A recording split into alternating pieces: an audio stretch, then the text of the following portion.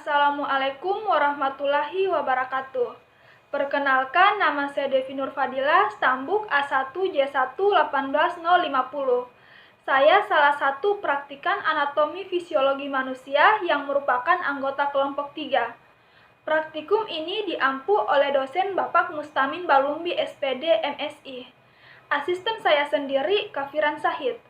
Dalam video kali ini saya akan menjelaskan mengenai materi sistem ekskresi.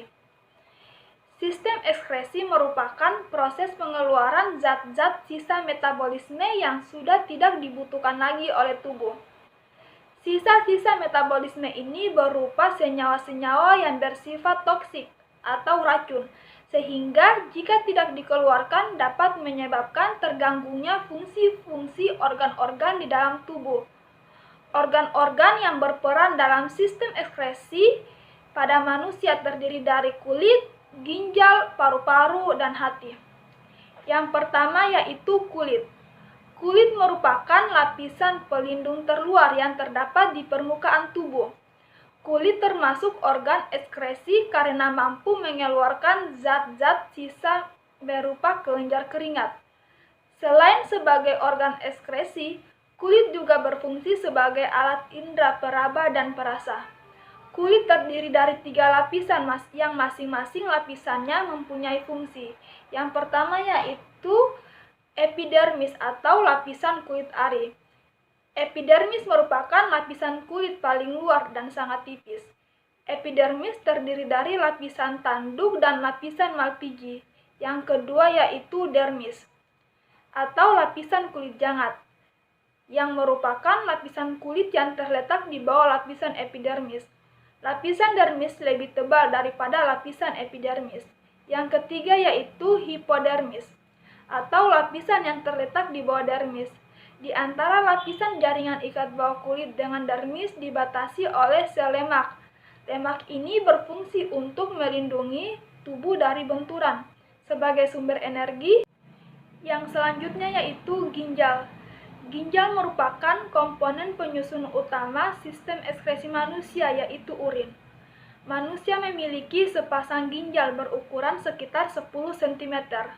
Letak ginjal di dalam rongga perut sebelah kiri dan kanan ruas-ruas tulang pinggang. Ginjal berfungsi untuk menyaring zat-zat sisa metabolisme dari dalam darah, mempertahankan keseimbangan cairan tubuh, mengekskresikan gula darah yang melebihi kadar normal dan mengatur keseimbangan kadar asam, basa, dan garam di dalam tubuh. Secara umum, anatomi ginjal manusia terdiri dari beberapa bagian, yaitu yang pertama, korteks ginjal. Merupakan bagian ginjal yang paling luar. Bagian ini dikelilingi oleh lapisan lemak yang berfungsi untuk melindungi bagian dalam ginjal. Yang kedua yaitu medula. Bagian ini merupakan jaringan halus yang terdapat di dalam ginjal. Struktur medula terdiri atas piramida ginjal yang meliputi nefron dan tubulus, serta saluran medula. Tubulus berfungsi untuk mengangkut cairan tubuh dan darah menuju ginjal. Yang ketiga yaitu pelvis.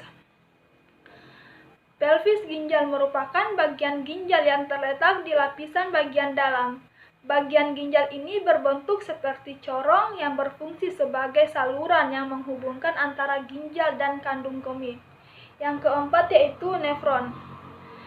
Selain ketiga bagian di atas, bagian penting lain dari ginjal adalah nefron. Nefron terletak di sepanjang korteks hingga medula. Bagian ini berfungsi untuk mengambil nutrisi dan cairan di dalam darah agar tidak terbuang, serta menyaring dan membuang limbah hasil metabolisme serta racun dalam darah agar tidak menumpuk di dalam tubuh. Baik, yang selanjutnya yaitu paru-paru. Paru-paru manusia berjumlah sepasang, terletak di dalam rongga dada yang dilindungi oleh tulang rusuk. Paru-paru memiliki fungsi utama sebagai organ pernapasan. Paru-paru juga merupakan organ ekskresi yang berfungsi mengeluarkan gas-gas sisa proses pernapasan, yaitu gas CO2 atau karbon dioksida dan H2O atau uap air. Yang selanjutnya yaitu hati. Hati berada di dalam rongga perut sebelah kanan di bawah diafragma yang dilindungi oleh selaput tipis bernama kapsula hepatis. Hati berfungsi untuk mengekskresikan geta-empedu, zat sisa dari perombakan sel darah merah yang telah rusak dan dihancurkan dalam limfa. Selain berfungsi sebagai organ ekskresi, hati juga berperan sebagai penawar racun, menyimpan glikogen atau gula otot, pembentukan sel darah merah pada janin, dan sebagai kelenjar pencernaan. Hati memiliki lobus dengan ukuran yang berbeda, yaitu lobus kanan, di mana lobus kanan adalah bagian terbesar di hati dengan ukuran 5-6 kali lebih besar daripada lobus kiri. Sedangkan lobus kiri adalah bagian hati yang berbentuk lebih runcing dan kecil daripada lobus kanan, yang terpisah oleh ligamen falciform.